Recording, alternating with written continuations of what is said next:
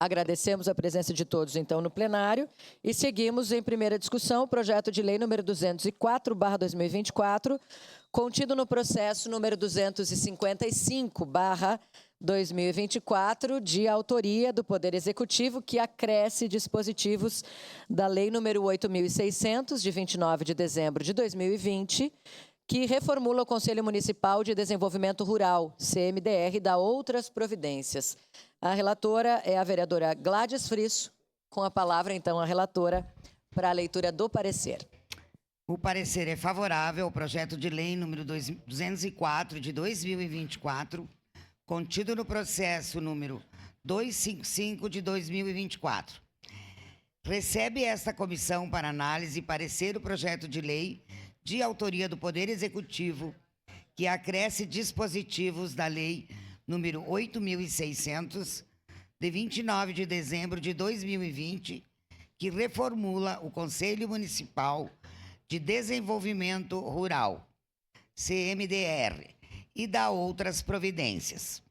Na exposição de motivos do projeto, o autor relata que a reformulação da legislação que trata do Conselho Municipal de Desenvolvimento Rural tratará maior pluralidade de ideias e facilitará a Secretaria Municipal da Agricultura, Pecuária e Abastecimento, juntamente com os conselheiros, obterem o melhor entendimento e operacionalização dos recursos oriundos do Fundo Municipal de Desenvolvimento Rural.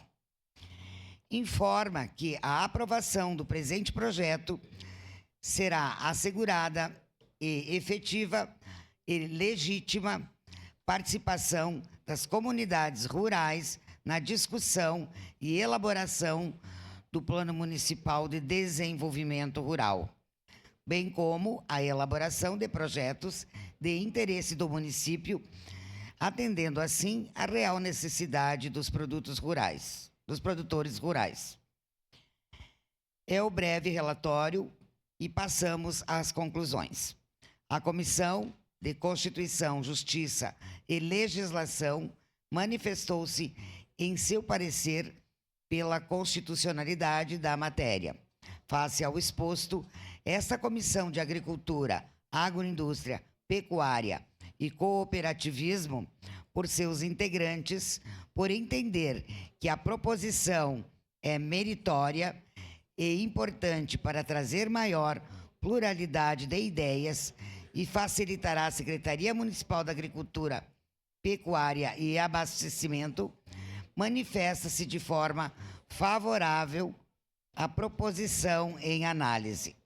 Caxias do Sul, 3 de dezembro de 2024, 149 anos da colonização e 134 anos da emancipação política. Era isso, senhora presidente. Muito obrigada, vereadora.